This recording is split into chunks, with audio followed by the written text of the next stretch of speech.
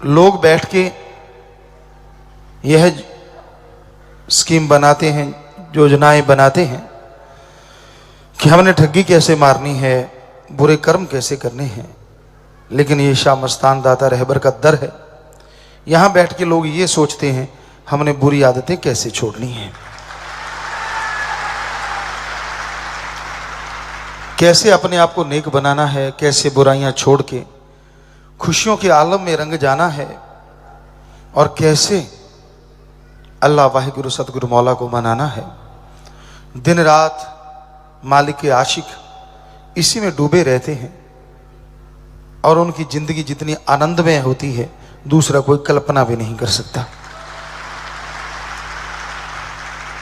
उसकी याद में अगर आंसू भी आ जाता है वो भी एक अलग कसक पैदा कर जाता है, एक इश्क की आग लगा जाता है और उस आग में उस इंसान की तमाम बुरे कर्मों की राख हो जाती है। गुजरे समय में किए गए बुरे कर्म, संचित बुरे कर्म उस इश्क की तपिश को सह नहीं सकते, वो खत्म होते हैं और अंदर एक उमंग, एक तरंग, एक नजारा पैदा हो जाता है जिससे बेइंतहा खुशियां मिलनी शुरू हो जाती हैं। तो अपनी भावनाओं को बुलंदियों पे ले जाने का, अपनी भावनाओं को अल्लाह वाहिगुरु गॉड खुदा रब से जोड़ने का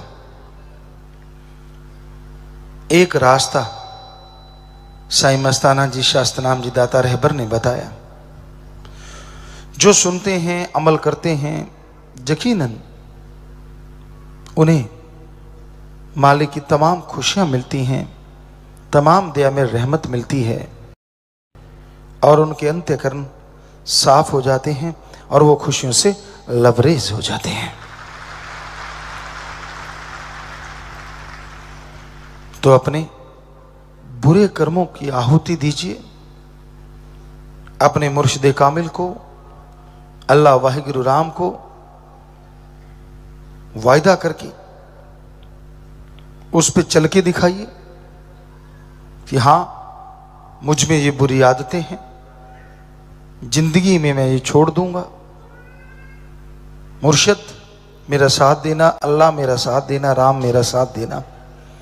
सुबह शाम सुमरन करो, 5 मिनट, 10 मिनट, 20, 25 जितना कर सको, घंटा, 1.5 घंटा, 2 घंटे, 3 घंटे, जो भी आप कर सको, और प्रार्थना करते रहो कि मालिक मुझसे ये बुराइयां दूर हो जाएं, मेरी गंदी आदतें बदल जाएं। सुबह शाम डेली अगर आप ये चीज करेंगे, हो ही नहीं सकता कि आपकी आदतें ना बदलें, 100% बदल जाएंगी।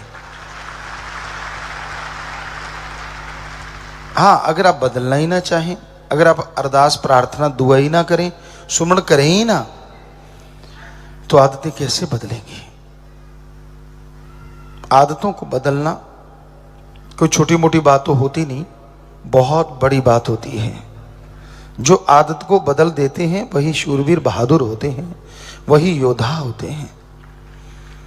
किसी आदमी को दबाना, किसी गरीब को सताना, किसी का हक छीन के खाना, किसी को डराना धमकाना, ये बहादुरी नहीं होती, ये योद्धा नहीं कहलाते, बल्कि ये तो एक तरह इंसानियत से दूर जाने की बात, गिरी हुई हरकत होती है।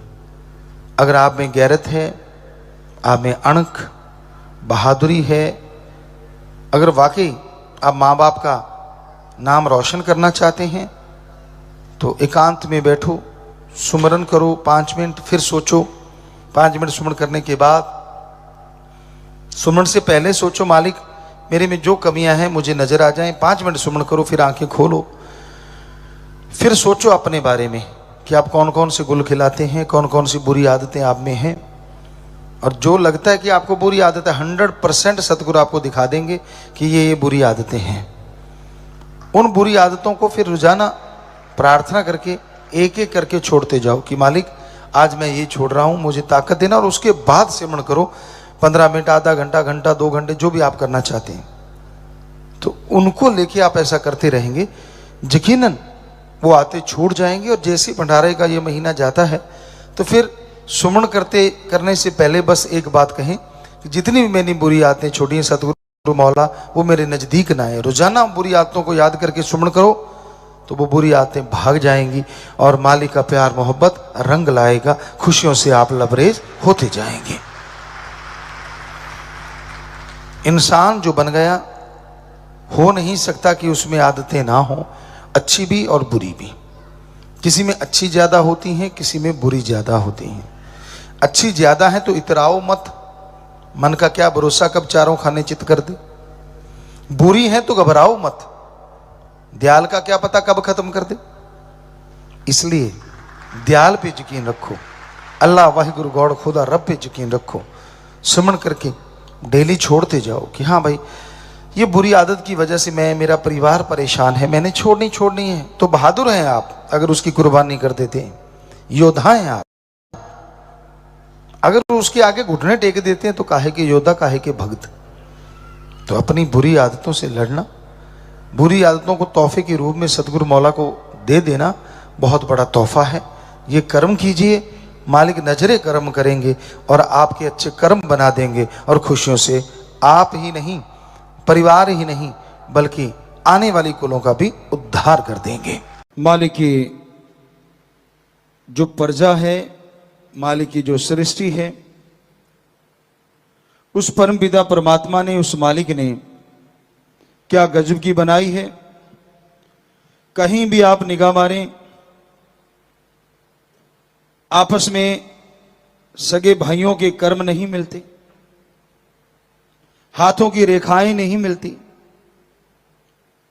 पेड़ पौधे अलग अलग प्रजाति के, उनकी पत्ते शाखाएं नहीं मिलती। तो उस राम ने गजब कर रखा है कि जो वो बनाता है ऐसा डिजाइन, ऐसी खुशबू इंसान नहीं बना पाता। प्रकृति में ऐसे ऐसे पेड़ पौधे, जड़ी बूटियां हैं जिनसे बहुत इलाज हो सकता है, जिनसे इंसान ही नहीं और बहुत से जीवों को फायदा होता है। जंगली जीव रिसर्च जब की गई तो ये पाया जाता है ऐसी ऐसी जड़ी बूटियां जाके खाते हैं जिससे उनकी तकलीफ दूर हो जाए। आयुर्वेदा में जो लिखा और उसके अलावा जो अनुभव किया गया वो यही था कि बंदर हैं, कुछ और जीव हैं, वो जब जंगलों में घूमते थे, कोई चोट लग गई, कोई मुश्किल आ गई, तो जाके किसी पौधे को, फल पत्तियों को, पेड़ को जाके वो खाते थे, उनकी छाल खाते थे, पत्ते फूल खाते थे, तो वो ठीक लगते थे उसके बाद और फिर बिल्कुल ठीक हो जाते थे। तो वैद्य, आज के अकॉर्डिंग डॉक्टर कह लो, उन्होंने उन पशुओं को फॉलो किया और देखा कि वाकई जड़ी बूटियों में तो बड़ी ताकत है, बड़ी बड़ी ऐसी प्रकृति प्रभु ने बनाई है जिससे पूरी मानवता का भला किया जा सकता है। तो उससे फिर दवाइयां बनती गई। लेकिन आज ऐसा दौर आ गया है, हर चीज में बिजनेस, व्यापार ज्यादा हो रहा है। जान बचाने के लिए दवाओं का इस्तेमाल होना चाहिए, लेकिन आज उन्हीं दवाओं का गलत इस्तेमाल करके लोगों की जान भी जा रही है।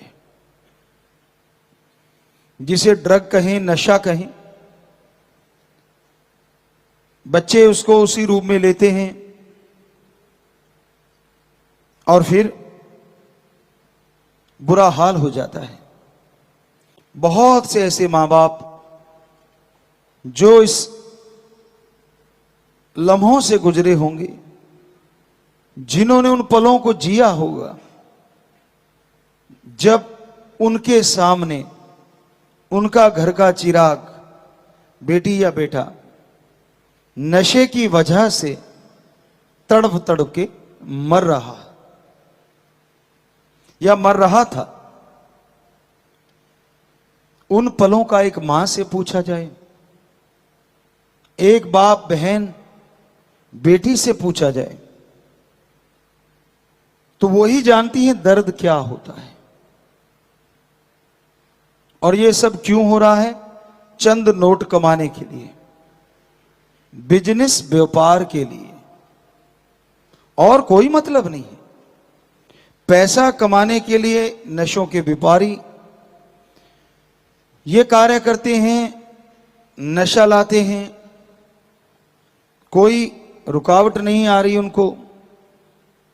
हालांकि कोशिशें की जा रही हैं कि नशा खत्म किया जाए, और यकीन मानो जब ये कोशिशें बड़ा रूप धारण कर लेंगी तो नशा भी खत्म होगा और व्यापारी भी, व्यापार बदल जाएंगे।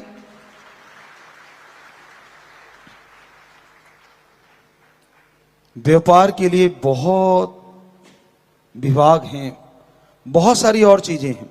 तो परमपिता परमात्मा अपने संतों द्वारा अपने दया का, अपने रहमत का पैगाम भेजता रहता है कि भाई सतगुरु राम दयालु है, अगर आप सुन के अमल करोगे तो वो दया का सागर आप पे इतनी दया मेहर बरसाएगा कि आपके घर, आपके आंगन छोटे पड़ जाएंगे और उसकी मूसलाधार कृपा दृष्टि बरसती चली जाएगी, रहमो करम बरसता चला जाएगा। उसकी रहमत कैसे बरसती है? उसकी रहमत, उसकी कृपा जब बरसती है तो आदमी के अंदर आत्मिक शक्तियां जागृत हो जाती हैं, सोल पावर जाग उठती है, और इंसान वो सोच लेके आता है जो उसने कभी कल्पना नहीं की होती। आप सत्संगी हैं, वचनों पे ठोक के पहरा देते हैं, दृढ़ यकीन रखते हैं, सुमरन करो, और सुमरन से पहले प्रार्थना करो। पढ़ने वाले बच्चे पढ़ाई की, बिजनेसमैन व्यापारी अपने व्यापार की, यानी जो भी आप अच्छा कर्म कर रहे हैं। किसान भाई बीज बोने से पहले कि मेरे मालिक हे मेरे राम, बीज बोऊंगा, फसल बन के ये मेरे पास आए और इसका कुछ हिस्सा तेरे बच्चों में लग जाए, मुझ पे कृपा करना, मुझ पे दया में रहमत करना। और फिर करो सुमरन, चाहे बिजनेस करते हुए, उसके बाद पढ़ाई करो या बीज डालो, यकीन मानो फायदा लाजमी होगा। लगातार सुमरन से फायदा बढ़ता ही जाएगा। तो इस तरह से मालिक की कृपा काम करती है। दिमाग बदल जाता है, सोच बदल जाती है, और आदमी समझ जाता है कि हां, ये परमपिता परमात्मा की कृपा ही है, वरना मैं क्या था। बहुत से सत्संगी इस भावना को जाहिर भी करते हैं, भजनों के द्वारा, कोई बोल के, कोई लिख के, अपने अपने ढंग से, कोई नाच के। तो उस भावना से पता चलता कि हां, इस इंसान के अंदर परमपिता परमात्मा की कृपा हो गई। उसको बोल के बताने की जरूरत नहीं पड़ती, सोचने से पहले पूरी कर देता है। कोई सच्चा भक्त बन के देखो, अपना आलस से नींद त्याग के देखो, जिनकी तड़फ लगी होती है ना। एक गाना किसी ने लिखा था, कई गाने भी रूहानियत में, सूफियत में चल पड़ते हैं। लगी वाले दा कदे नहीं सौंदे ते तेरी किमें अख लगी। शायद उसने दुनियादारी के हिसाब से बनाया होगा, पर सूफियत में बहुत गहराई है कि जिसकी उस परम पिता परमात्मा से आंख लग जाती है, फिर इस आंख में कोई दूसरा आ ही नहीं पाता। क्योंकि देखने का विजन बड़ा छोटा सा होता है। डॉक्टर साहबान जानते हैं, एक सेंटर में हमारे बिंदु होता है, एक छोटा सा, सारा पिक्सल वहीं से आता है, फोकस, डी फोकस, सारा कुछ फोकस करना, आउट ऑफ फोकस जाना, ये कैमरों का काम है। लेकिन राम जी ने ये जो कैमरे बनाए ना, ये आउट ऑफ फोकस नहीं होते। यहां देखो, चांद पे देखो, एक पल में इतना तो ना कोई कैमरा बना ना और कभी बनेगा कि इतना क्लोज, और एक पल में वहां और एक पल में यहां। ये उनसे भी कई गुना ज्यादा फास्ट होता है, कई गुना ज्यादा फास्ट, सेकंड के 100वें हिस्से से भी आगे। आंखें यूं देख के यूं देखती हैं तो पता नहीं कहां से क्या क्या देख लेती हैं। और गजब तो ये है ना, क्योंकि हम डायरेक्टर हैं, बहुत मालूम, डीओपी भी हैं, तो हमें पता है इन चीजों का। आपको पहले भी एक दिन बोला था कि 8R होता है, एक ऐसा लेंस होता है जो यहां तक दिखा देता है, फिश आई होता है जो यहां तक दिखा देता है। लेकिन गजब तो ये है ना, राम जी ने हमारी ये जो आंखें बनाई है ना, ये यहां तक दिखाती है 180 डिग्री। कमाल तो ये है, ये डीफोकस नहीं होती कभी भी, आउट ऑफ फोकस नहीं होता, पूरा दिखता है इधर कौन खड़ा, इधर कौन खड़ा, सेंस जागने चाहिए। लेकिन इस सबको इकट्ठा करके जब एक बिंदु पे लगा देते हैं तो भगवान भी आ जाते हैं। गजब है।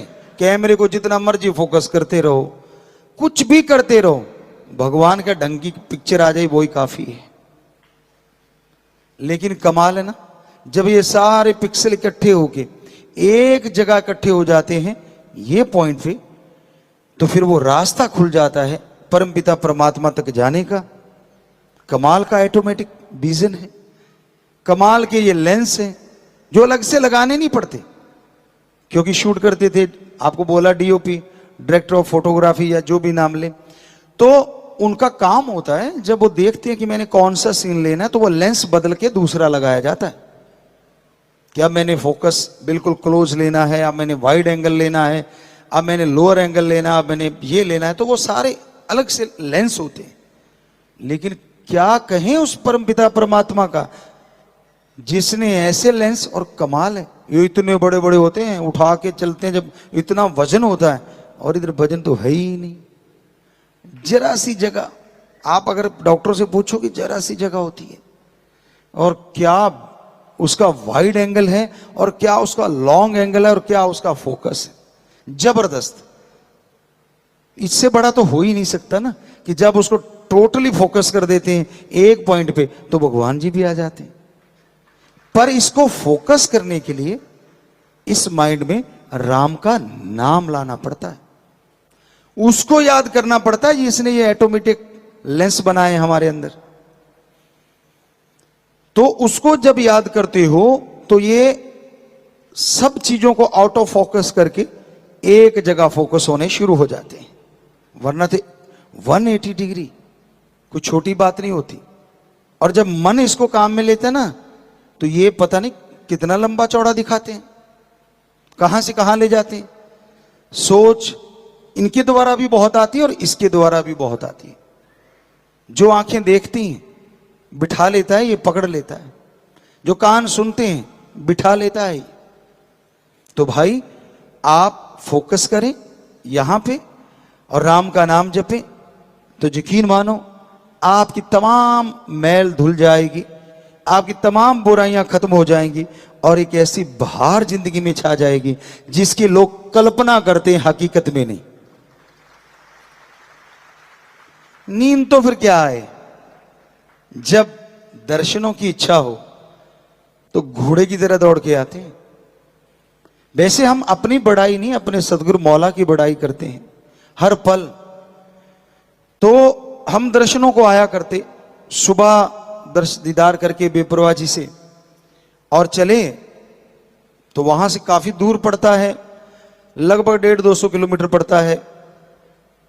और शाम सी के समय हम लोग 3-1 बजे गांव से 5-7 किलोमीटर दूर थे, तो अचानक ख्याल कि नहीं वापिस चलना है। दूसरे कहते यार क्या कर रहे हो, गाड़ी मोड़ क्यों दी? यार आज बात नहीं हुई, आंखें मिली नहीं, चलते हैं। कहते मिली तो थी, हमने कहा आपकी मिल गई, हमारे यहाँ वो वाली बात नहीं बनी। कहने का मतलब बेपरवाह जी का संदेश था, उन्होंने बुलाना था। तो उनको कैसे बताए, उनको तो यही कहना था, अब बहाना भी बनाना है ना, तो अब ऐसा करना ही पड़ता भाई, क्या करें, जैसी दुनिया उसको थोड़ा सा ओला पर्दा रखने के लिए। तो कहने का मतलब ऐसी चीज बेपरवाह जी ने अंदर से ख्याल दिया, तो सोचा कि नहीं अब तो वापिस चलना है। अब इतनी दूर हमारे कई सज्जन थे जो साथ बैठते थे, वो डरते भी बहुत थे कि यार ये तेज बहुत चलाता है, और परम पिता ने ठप्पा लगा दिया जैसा कोई ड्राइवर नहीं, आगे से बोल नहीं सकते थे। अब बोले तो कैसे बोले, तो हमने भी क्या किया, हमने कहा यार वो लारे वाली बात, इनको क्यों डराना, हमने स्पीडोमीटर की सुई थोड़ी सी ढीली कर दी, तो वो 120 पे जाती तो झटके मार मार के 90 दिखाती, 80 90 80 90, तो हमने उसका चमचा दबा दिया गाड़ी का, तो वो 120 तक जाती थी बेचारी, वो उतनी भाग ली, और 3 बजे वहां से टर्न मारा, और शायद 5:30 5 सवा 5 5:30 हम 2.5 घंटे में, जो कि बहुत टाइम लगता था। वो कहते यार भाग तो उतनी रही है, ये स्पीडोमीटर दिखा रहा है लेकिन पेड़ों को देखते तो बड़ी तेजी से घूम रहे हैं। हमने कहा ये आपके ना थोड़ा सा वो हो गया, सफर का नशा चढ़ा हुआ, आंखें बंद करो, थोड़ा सुमरण करो, भक्तजन हो आप। तो बेचारे सुमरण करने लग जाते, और उनको क्या पता कि सुई ढीली है। कहते यार ये झटके से मारती, हमने कहा खराब हो जाती हैं, अब इतनी कौन सा मत्था मारे, ठीक है जो चल रहा। तो जा पहुंची, और बेपरवाह जी मजलिस करके 6 बजे थे या 5:30, अब हमें पूरा वो ध्यान में नहीं है। तो उस टाइम बेपरवाह जी 13 बास में मस्ताना जी धाम में जो हॉल की तरफ गेट है, शायद उसी तरफ से जा रहे थे अंदर। तो हम जा पहुंचे, कहते हमें मिली आंखों से आंखें, कहते अच्छा आ गए। हमने कहा आप बुलाओ और हमारी औकात, ये आंखों की बातें होती हैं। तो कहने का मतलब बेपरवाह जी के हाजिर हुए, फिर बात पूछी, कहते अच्छा, बेपरवाह जी फरमाने लगे, हंस पड़े, मुस्कुराए, कहते आप फिर आगे, सुबह तो मिले थे भाई। अब उन्होंने भी यही कहा था यार सुबह तो मिल के आए, वो हमें देखने लगे, कहते अच्छा कोई बात नहीं, अब आए हो तो आपा ये सेवा करनी है, ये काम करना है। बेपरवाह जी खड़े रहे, और इधर से हमारा प्रोग्राम चलता रहा, उनसे जुबान से बातें हो रही थी और हमारे नैनों से चल रहा था प्रोग्राम। तो वो सारी बातें जब पूरी हो गई, कहते अच्छा अब तो हो गया काम। अब उनको ये समझना है कौन सा काम हो गया। वो कहते हाँ जी दर्शन हो गए पिताजी, अब ठीक है। कहते अच्छा फिर अब जाना चाहो तो जाओ। तो हमें क्या लगे, बोल अब फिर तो नहीं ले आएगा वापस। कहते नहीं तो यहीं सो जाते हैं। हमने कहा नहीं अब नहीं ले जाते। बेपरवाह जी ने बोल तो दिया यार काम हो गया, अपने दर्शन हो गए बस। तो बड़े खुश, कहते हाँ यार वाकई दर्शन तो हो गए यार, तूने गाड़ी बता, सच बता कितनी थी। हमने कहा आपकी सुई बताती है, हमें सच झूठ का क्यों पूछते हो।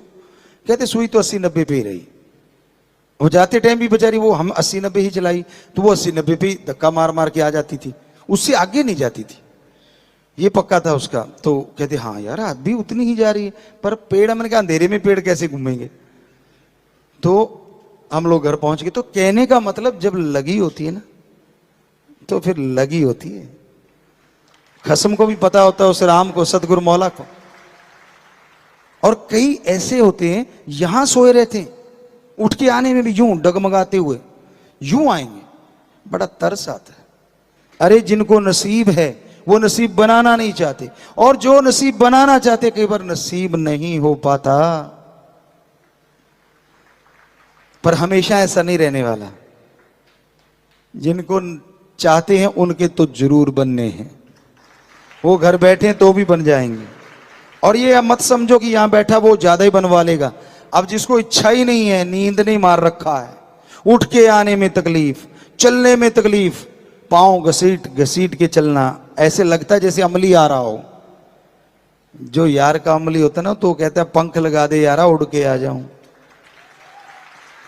जो राम का आशिक होता है, परमपिता परमात्मा का आशिक होता है, तो आशिक तो उसके बन के रहो। इंसान सोचता है क्या वो भगवान कहीं नजर भी आता है या सिर्फ बातें ही बातें हैं। क्योंकि लोग कहते हैं जब तक न देखूं अपनी नैनी तब तक न मानो किसी की कहनी। कि जब तक मैं खुद महसूस नहीं कर लेता किसी के भी कहने से, मैं नहीं मानूंगा कि अल्लाह वाहिगुरु ओम हरि गॉड है। उसे पाने के लिए, उसे देखने के लिए आपको समय तो देना होगा। अगर आप ये कहें किसी डिग्री डिप्लोमे को नहीं मानता, डिग्रियां डिप्लोमे सब होते ही नहीं, ये तो फजूल की बातें हैं, तो साबित करने के लिए लोग आपको क्या कहेंगे? पहले पढ़ो, 1 बाय 1 जैसे जैसे आप स्टेप चढ़ते जाओगे, क्लासेस पास करते जाओगे, डिग्री डिप्लोमा भी कर पाओगे। तो उसी तरह संत पीर फकीर कहते हैं, अगर अपने आंखों से देखना चाहते हो कि अल्लाह वाहिगुरु राम है, तो ना पैसा दो, ना धर्म छोड़ो, ना चढ़ावा देने की जरूरत, ना कपड़ों का रंग बदलना है, बस अपनी भावना को बदलना है, अपने विचारों को बदलना है, अंतःकरण का शुद्धिकरण करना है। जब आपके विचार शुद्ध होंगे, अंतःकरण शुद्ध होगा, तो आप मालिक की कृपा दृष्टि को ही नहीं पाएंगे, उसके दर्श दीदार भी कर पाएंगे। कर्म जोगी और ज्ञान जोगी हर इंसान को बनना पड़ता है अगर वो जीवन में खुशियां और सफलता चाहता है। जब तक कर्म जोगी नहीं, ज्ञान कहां से आएगा? क्योंकि कर्म से ही ज्ञान और ज्ञान से ही कर्म, दोनों एक दूसरे से बंधे हैं। जो ज्ञान जोगी होते हैं और कर्म जोगी हो जाएं, वो दुनिया में और मालिक की निगाह में हमेशा खुशियां हासिल करते हैं, तरक्की हासिल करते हैं।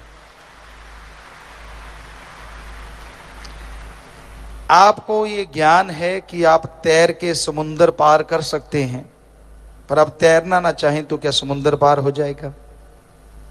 आपको ये ज्ञान है कि घी, दूध, बादाम, काजू सब में पावर होती है, अगर खाएं ना तो क्या पावर मिल जाएगी? तो किसी चीज का नॉलेज, ज्ञान होना काफी नहीं है, उस ज्ञान के अनुसार कर्म करना भी जरूरी है। जब तक उस ज्ञान के अनुसार कर्म नहीं करोगे, सफलता नहीं मिलेगी।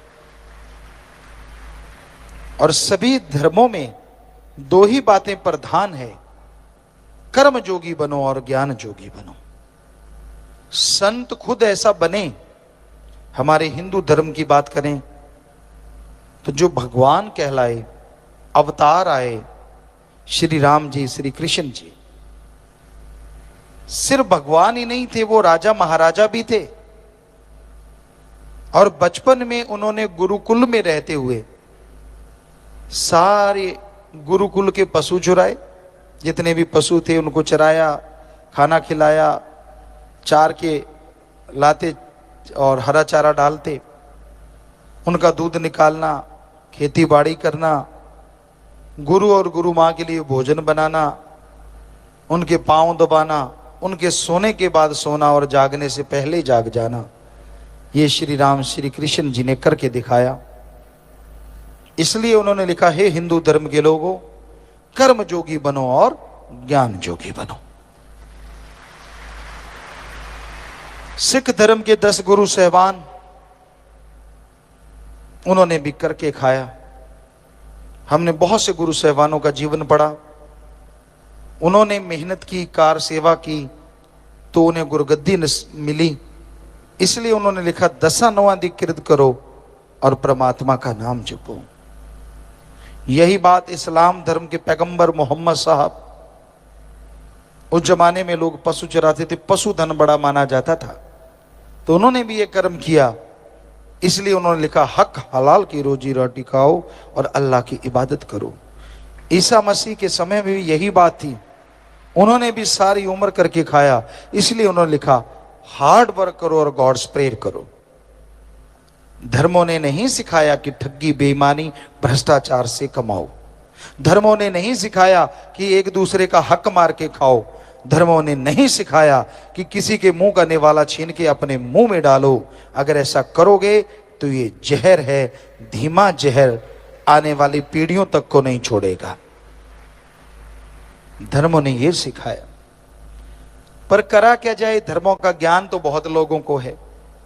हमने बड़े बड़े ज्ञानियों को देखा है, ज्ञानवान विद्वानों को देखा है, धर्म के नाम पे बड़ी बड़ी बातें सुनाएंगे, बड़े बड़े किस्से सुनाएंगे, बड़े अपने तजुर्बे सुनाएंगे, और जब उनके कर्म देखते हैं तो वो जीरो होते हैं। धर्म वाले कर्म बिल्कुल नहीं कर रहे होते तो पता चल जाता है ये फोका ज्ञान जोगी है, कर्म जोगी नहीं। मालिक इससे करोड़ों किलोमीटर दूर है, क्योंकि मालिक तभी मिलता है जब ज्ञान जोगी और कर्म जोगी बनो। ईश्वर के नाम का ज्ञान हो और उस ज्ञान के अनुसार कर्म करो तो यकीनन मालिक की प्राप्ति होगी, यकीनन मालिक की दया में रहमत के काबिल बनोगी। तो अपने विचारों का शुद्धिकरण करना अति जरूरी है, विचारों को अपने कंट्रोल में रखना अति जरूरी है। और विचार कंट्रोल में तभी रहेंगे जब आप प्रभु के नाम का सुमरन करेंगे, जब आप ईश्वर के नाम की भक्ति करेंगे। ईश्वर नाम की भक्ति तभी होगी जब आप सच्चा सत्संग सुनेंगे और सत्संग सुन के गुरु मंत्र नाम कलमा लेंगे, उसके अनुसार जीवन गुजर बसर करेंगे। यकीनन काम धंधे में भी बरकत होगी और मालिक की खुशियां बेइंतहा आप हासिल कर सकेंगे। ईश्वर के नाम में वो तमाम खुशियां हैं, तमाम बरकतें हैं जो इंसान सोच भी नहीं सकता। इंसान की तकदीर, इंसान की किस्मत इंसान के साथ होती है, लेकिन इंसान ही है जो अपनी किस्मत को, अपनी तकदीर को बदल सकता है।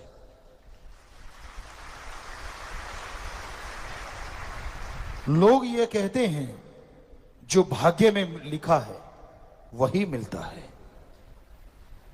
लेकिन संत कहते हैं मनुष्य एकमात्र ऐसी जोनी है, ऐसी जून है जिसमें अगर वो चाहे तो भाग्य बदल सकता है।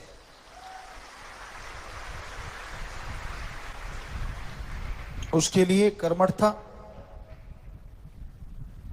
उसके लिए कर्मयोगी और ज्ञान योगी होना बहुत जरूरी है। आप कर्म करें और ईश्वर की भक्ति इबादत करें,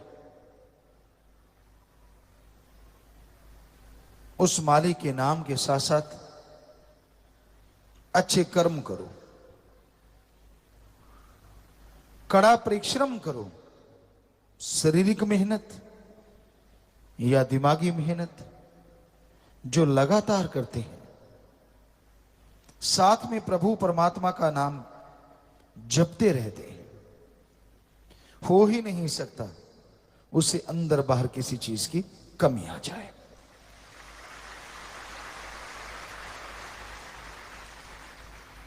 इंसान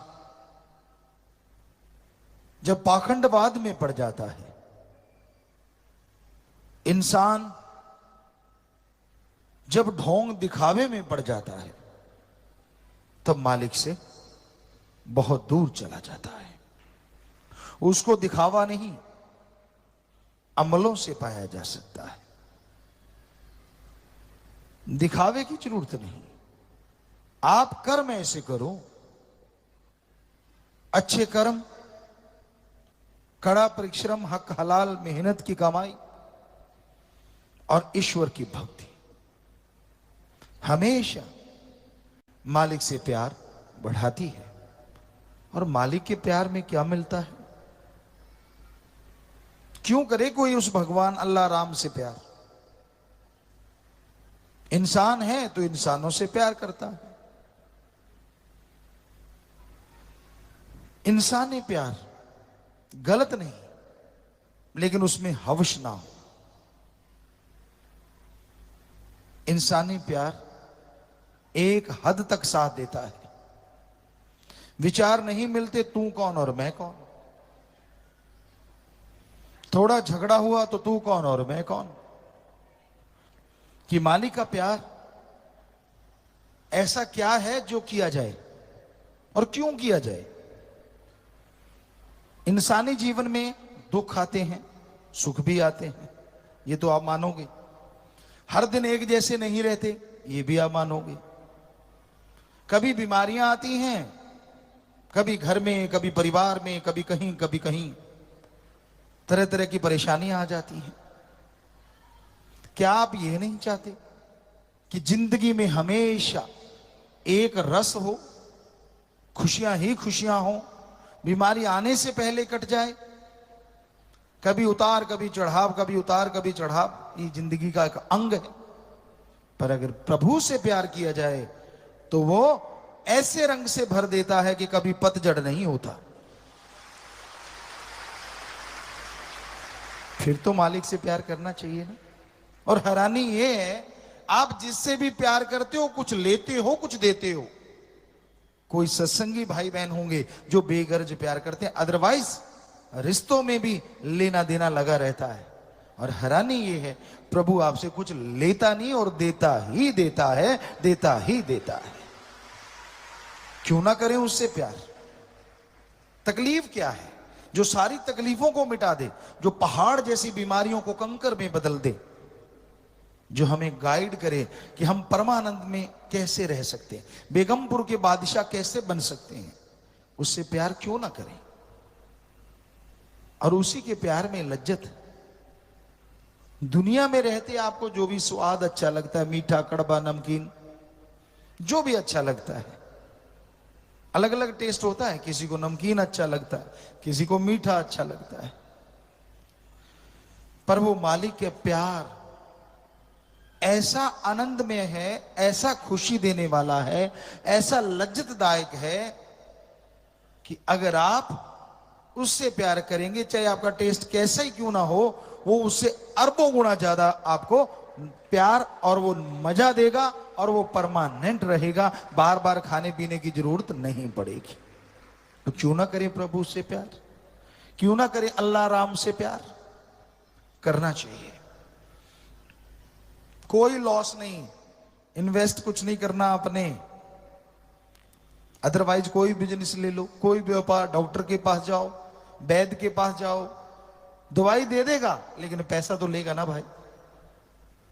लेकिन ये मालिक राम अल्लाह ईश्वर ओम हरि एक ऐसा डॉक्टर है जो बीमारी भी दूर करता है और बदले में लेता नहीं देता भी है कि ले बेटा तेरी बीमारी भी दूर और ये ले बरकतें, ये ले लाभ, जितना मर्जी लेता जा, वो तेरी हिम्मत, तेरा दामन तेरी झोली जैसी होगी उससे कई गुना ज्यादा वो बख्श देगा। बस तूने अपनी झोली को फटने नहीं देना। कहने का मतलब वचनों पे पहरा दीजिए, वचनों पे अमल कीजिए। वचनों पे अगर अमल करोगे, वचनों पे अगर पहरा दोगे, तभी मालिक की तमाम खुशियां आपको मिलेंगी, तभी उसकी रहमतों के हकदार आप बन पाएंगे। तो हमेशा उस परम पिता परमात्मा की भक्ति में आनंद है, उसके प्यार में खुशियां हैं। इसलिए तो दीवाने अपना सब कुछ लुटा बैठते हैं दुनिया की निगाह में, पर कोई क्या जाने वो सब लुटा के सब कुछ पा जाया करते हैं। कितने संत पीर पैगंबर हुए इस समाज में, हर कोई उनके लिए सत्कार, प्यार, मोहब्बत जरूर रखता है। दिलों में डेरे हैं उन संतों के, पीर पैगंबरों के। लेकिन कितने गुनाहगार हुए, कितने ठग चोर भयानक हुए, कोई नाम लेना नहीं जानता। सदियां गुजर गई, होते आए हैं बुराई के नुमाइंदे, लेकिन अगर कोई याद भी करता है तो बुराई के प्रतीक के रूप में। और संतों के लिए तो इज्जत से सिर झुक जाता है, जिन्होंने सारी जिंदगी समाज सुधारने के लिए लगाई हो। आप कुछ दिन घर से बाहर रहते हैं तो कैसा हो जाता है, जरा सोचिए। वो सारा टाइम ही आपके लिए तड़पते हैं, आपके लिए मालिक से दुआ, अरदास, प्रार्थना, विनती, दुआ करते हैं कि मालिक तेरी रियायत, तेरी प्रजा को सुखी रख, उसको खुशियां दे, उस पे रहमो करम कर। अब जो सुनेगा तो वो मालिक सुनता है और उनके अंदर बाणी आती है, शब्द आते हैं। आज की भाषा में कहें, कुछ भी भाषण कह लीजिए, सॉन्ग कह लीजिए, कविता कह लीजिए, उनके अंदर उतरती है और वो धड़ाधड़ बोलते चले जाते हैं। उनको तुकबंदी की जरूरत नहीं पड़ती, मालिक अपने आप तुकबंदी करता चला जाता है। तो क्यों नहीं होगी इज्जत उनके लिए? क्यों? क्या गुनाह किया उन्होंने? आदमी गुनाहगार हो सकता है, उनके पवित्र ग्रंथों को पढ़ के देखो, किसी भी धर्म के पवित्र ग्रंथ ले लो, उनमें तो इंसानियत के जज्बे से भरपूर हमें ऊर्जा मिलती है, शक्ति मिलती है। तो इंसान गलत हो सकता है, पहनावा वैसा पहन के गलत कर्म कर सकता है, पर हमारे संत पीर पैगंबर ना गलत थे, ना गलत हैं, और ना उनकी वाणी कभी गलत होगी। वो कभी किसी को गलत गाइड कर ही नहीं सकते। वो तो अच्छे कर्म करने की प्रेरणा देते हैं, सच के राह पे चलने की शिक्षा देते हैं। हाँ, इंसान का दिमाग शैतानी, मन जब हावी हो जाए तो वो उन्हीं वचनों को तोड़ मरोड़ के पेश करता है और इंसान को गुनाहगार बना देते हैं। तो ये पाप कर, ये पाप नहीं होता, ये तो भक्ति है, ये कर्म कर। अरे हर धर्म के पहले शब्द हैं रहम रहम रहम, ये पहले अल्फाज। रहमाने रहीम कुछ भी ले लीजिए, किसी भी धर्म को ले लीजिए, दया रहम की भावना सब धर्मों में भरी है। अब जरा सोचिए, आप पशु को मारो, आदमी को मारते हो, गलत काम करते हो, कैसे मालिक खुश होगा और कैसे स्वर्ग जन्नत इंसान को नसीब होगा जब वहां लिखा रहम करो, आप बेरहम हो जाते हैं।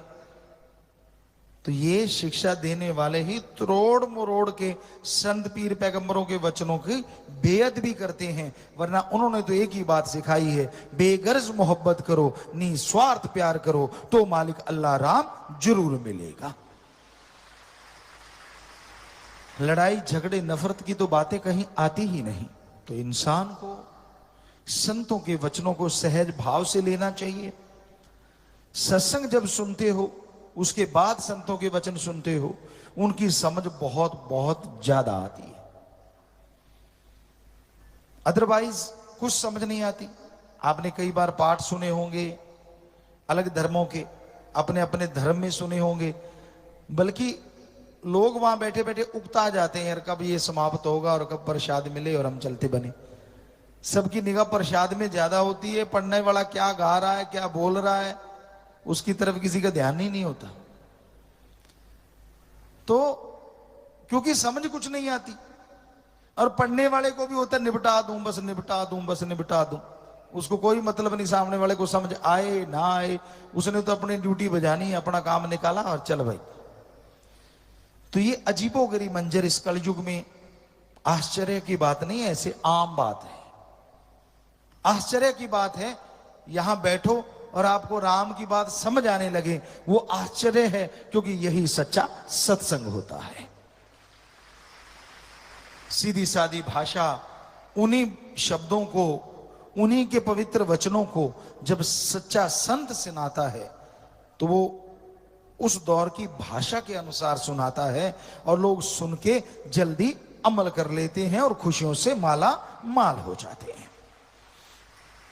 वचन वही होते हैं, पर उस समय के वचन किसी और अंदाज में कहे गए। आज का दौर कुछ और है।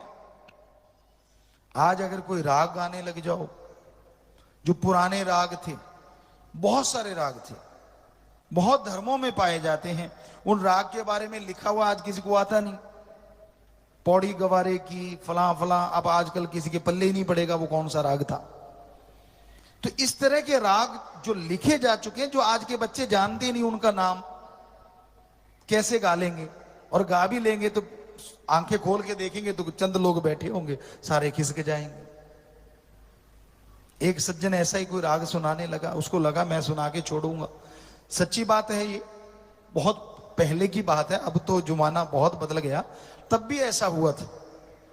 जैसे अभी आपने देखा बुजुर्ग को क्या हाल था उसका, तो राग गाने लगा और सामने बैठे जितने लोग थे सारे खिसक लिए, एक बुजुर्ग रह गई, वो रोने लगी बहुत।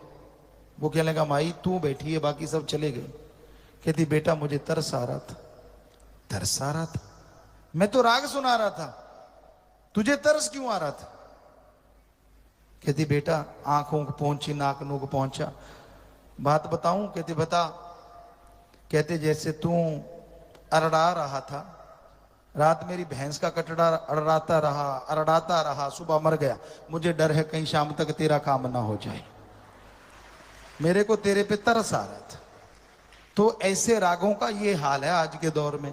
आज तो जो आप जानते हो गीत संगीत या ये नहीं है कि आज भी नहीं, आज भी बहुत अच्छे अच्छे कव्वाली गाते हैं, आप सॉन्ग गाते हैं तो लोग मस्ती से झूम उठते हैं, क्योंकि वो आज के दौर की है।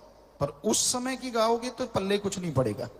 तो संत जितने भी आते हैं, जैसा दौर होता है उसके साथ चलेंगे तो समाज को समझाएंगे, क्योंकि उनका काम समाज को समझाना है, अपनी मान बढ़ाई नहीं कि मुझे फलां राग आता है फलां आता है। मकसद है समाज को सुधारना। वो कैसे सुधरेगा ये भी संत की सोच होती है। तो कहते जैसी हवा चले वैसी ओट कर लो। तो जैसा दौर है वैसी भाषा तो प्रयोग में लानी पड़ेगी ना। तो ये बात ही अलग होती है, उनका अपना तरीका होता है, हर किसी का। हमारा तरीका परमपिता शास्त्र नाम श्याम मस्तान जी जैसा ख्याल देते हैं, जैसी में आवे खसम की बाणी तैसड़ा करी ज्ञान भी लालो, कि जैसा मालिक ख्याल देते हैं वैसा आपके सामने ज्ञान कर देते हैं। और ये परमपिता शास्त्र नाम दाता रहबर का रहमो करम, कभी भी हम कोई भाषण तैयार करके नहीं लाते, चाहे वो भंडारा हो, चाहे सत्संग हो, चाहे मजलिस हो, एट द स्पॉट जैसा वो ख्याल देते रहते हैं वैसे आपको बताते रहते हैं। शायद इसीलिए हाथों हाथ आप अमल करते हैं तो हाथों हाथ ही उसका असर होना शुरू हो जाता है। बात तो अमलों की है भाई। यहां अमल दिखाया, बाहर जाके कुछ का कुछ खिलाया, तो फिर वो खस्म तो जानता है ना, वो तो अंदर रहता है ना। चालाकी तो उससे चल सकती है, चलो आदमी आदमी से कर सकता है, मैं होशियार हूं उसको पता नहीं चलने देता, पर जो रहता ही अंदर है उससे बताओ कौन सा पर्दा करोगे, वो तो अंदर बैठा है, हर धड़कन में है, हर श्वास में है। तो इसलिए हर धड़कन में, हर श्वास में उसे याद करते रहिए, तो वो आपको बेइंतहा खुशियों से माला माल करता ही रहेगा, करता ही रहेगा। उसका ऐसा खजाना है, अरबों लोग उसको लूटते रहें तो भी समुद्र में से एक बूंद निकालें उतना भी खर्च नहीं होता, वो माला माल ही रहता है उसका खजाना। सोचिए कितना बड़ा है। तो उस खजाने को हासिल करना चाहते हो, उसकी खुशियां हासिल करना चाहते हो, तो आप सेवा और सुमरन में ध्यान लगाया करो। जितनी की सेवा कर सको, जितना सुमरन कर सको, वो ही आपको बरकतें देगा, वो ही आपको खुशियां देगा।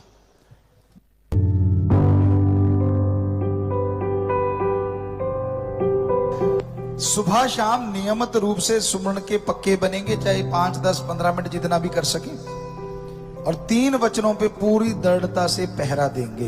ये तो बहुत ही अच्छी बात है। जो ये अमल करना चाहेंगे वो हाथ खड़ा कर लें, वायदा करना चाहेंगे तो मालिक से प्रार्थना में दी दुआ, सैकड़ों गुना खुशियां आपके घरों में आए, मालिक रहमो करम से नवाजे, आपके घर में श्री रूपी घर में से भी परेशानियां दूर हो। सो नारा लगा के हाथ नीचे कर लीजिए, आशीर्वाद।